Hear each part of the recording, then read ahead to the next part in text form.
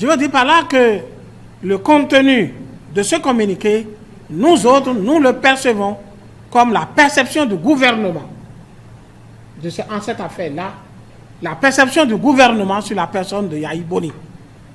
Nous la percevons comme la perception du garde des Sceaux sur la personne de Yahya Boni. C'est le premier élément, ça. Le deuxième élément sur lequel je dois pouvoir revenir, le procureur de la République dit dans son communiqué que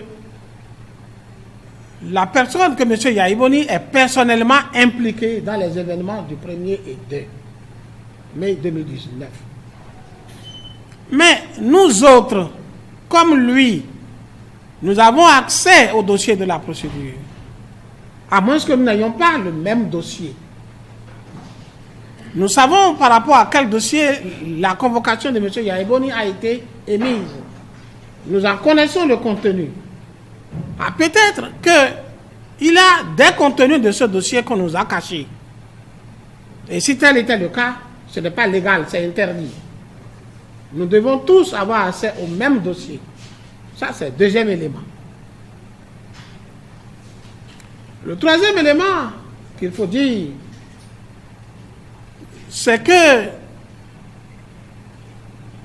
par ce communiqué, c'est que le parquet et sa hiérarchie rejettent